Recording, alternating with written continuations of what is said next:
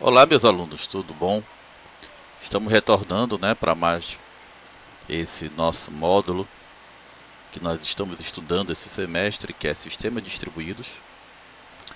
E esse assunto, ele é bem interessante, né? Como nós vamos ver dentro nosso, da nossa aula, da nossa videoaula, nesta apresentação que eu vou passar aqui para vocês, nós vamos ver a importância desses sistemas distribuídos e como hoje eles já estão bem pulverizados dentro do nosso cenário de trabalho, né?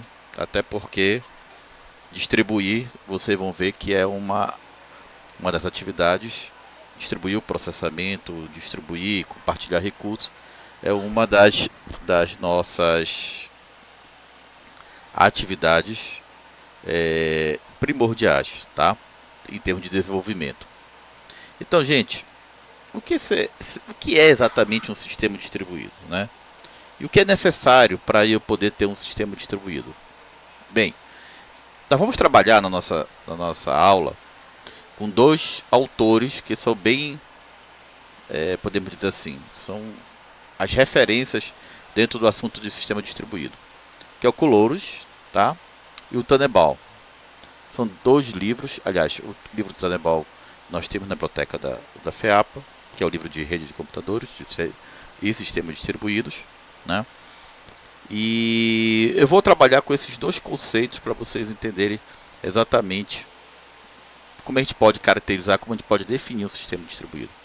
O sistema distribuído é aquele no qual os componentes de hardware e software localizados em computadores interligados em rede se comunicam e coordenam suas ações apenas passando mensagens. Então, eu tenho componentes de hardware e software que estão localizados em computadores e olha a necessidade. Eles têm que estar o quê? Interligados em redes e também se comunicar, tá? Tannenbaum coloca que é uma coleção de computadores autônomos que aparece para os usuários do sistema como um único computador. Então, imagina esse conceito do Tannenbaum.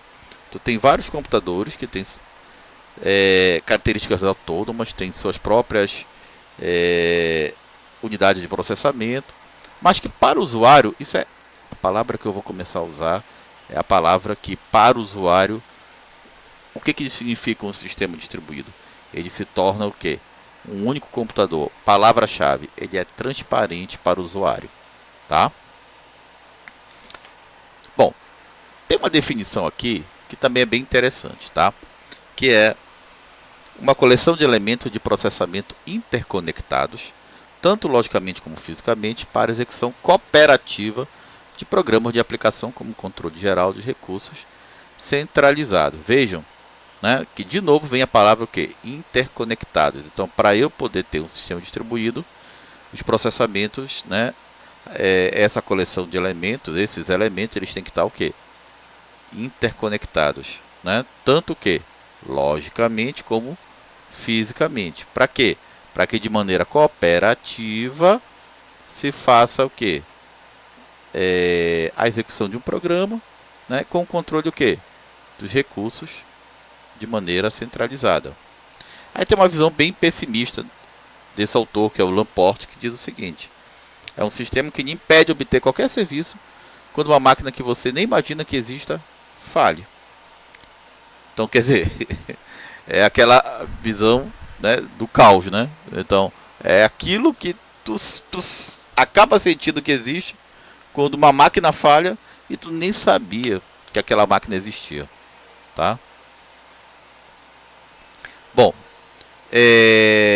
pegando essa definição do Tannenbaum, né, que esse é o livro que nós temos na biblioteca da FEAPA, um sistema operacional distribuído é aquele que aparece para os usuários como um sistema operacional centralizado ordinário, mas que executa em múltiplas CPUs independentes. Se apresenta para o usuário como se fosse algo centralizado, algo único, mas ele acaba executando em várias CPUs independentes. Aí tem um conceito que nós vamos usar bastante nessa disciplina, que é o conceito de transparência. Ou seja, o uso de múltiplos processadores, ela deve ser totalmente invisível, tem que ser transparente para o usuário. O usuário não vai nem perceber que ele está usando essa quantidade de computadores, né? Então pode dizer que o sistema é visto como um uniprocessador virtual e não como uma coleção de máquinas o quê? Distintas, ok?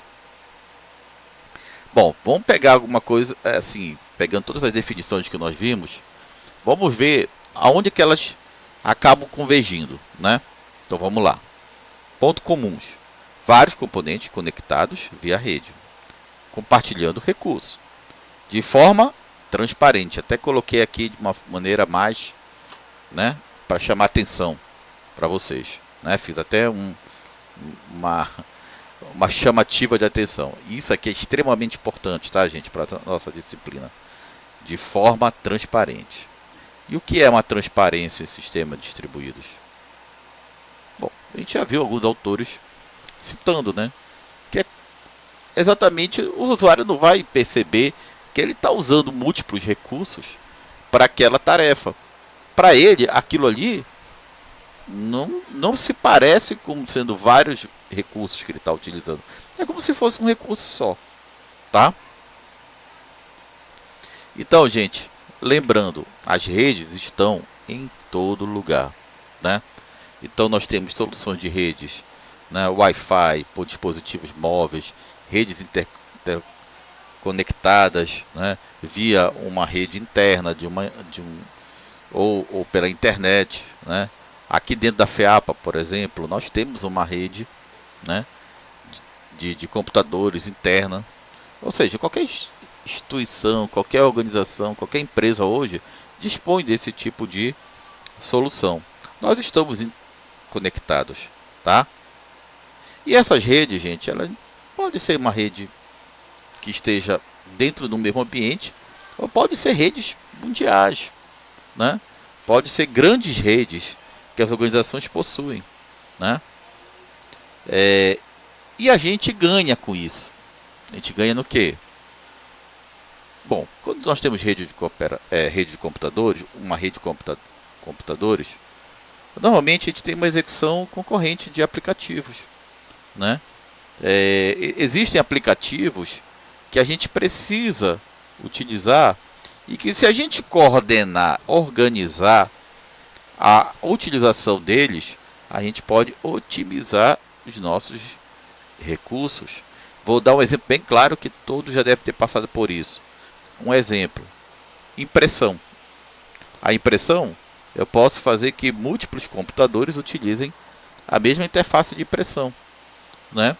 E aí, este aplicativo da impressão, ele consegue fazer a coordenação de quem mandou primeiro, né? Quem é que tem prioridade. Tem uns aplicativos que fazem isso, né? Não, aquilo ali é do chefe, é prioridade, passa na frente de todo mundo, né?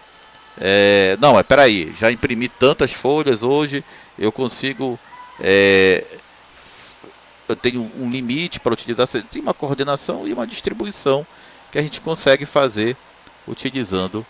E esse é um conceito extremamente importante, tá, gente? Concorrência, tá? Bom, gente, ainda existe um relógio global, tá? Bom, se não existe um relógio global, como é que esses componentes coordenam suas ações, né? Bom, eles utilizam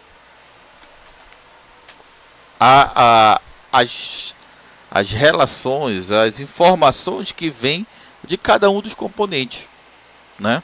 De cada um dos elementos que estão interconectados, tá? E aí, gente, acaba ficando um conceito que é muito interessante quando a gente trata de sistema distribuído, que é o conceito de falha, né? Por exemplo, a rede falhou ou apenas ficou lenta, né? Quando acontece uma falha, elas são imediatamente percebidas. Existe um conceito, gente, que é bem interessante. Um componente, quando ele possui uma falha, ele pode ocasionar vários problemas daquele ambiente na qual ele está compartilhando recursos, tá? Mas, dentro de um sistema distribuído, a gente tenta isolar isso. Aquele componente que falhou, esquece aquele componente, tá? Então vamos lá, esse componente está com falha. Isola aquele componente. Vamos fazer com que os outros componentes respondam também por ele. Por quê? Porque existe uma distribuição que está me dizendo que conseguiu coordenar, detectar a falha dos componentes e saber que aquele componente não vai mais poder ser utilizado dentro daquela frente. Correto? Então é por isso que a gente diz que as falhas elas acabam sendo independentes. Então, esse exemplo aí, né, por que distribuir? A gente acaba usando esse exemplo clássico aí da impressão, que é um exemplo que é muito fácil de todos entenderem, né, porque há necessidade de fazer a distribuição, né, da impressão, né, a gente ganha em várias escalas, né, em recursos. E nós vamos, nesse ponto, parar exatamente nesse ponto da nossa aula, tá? Porque isso é o ponto que nós vamos fazer uma discussão ampla em sala de aula, em outras informações, né? Mas aqui já conseguimos fazer uma boa introdução do que nós vamos trabalhar nesse novo componente que é sistema distribuído. Tá ok, gente? Até mais.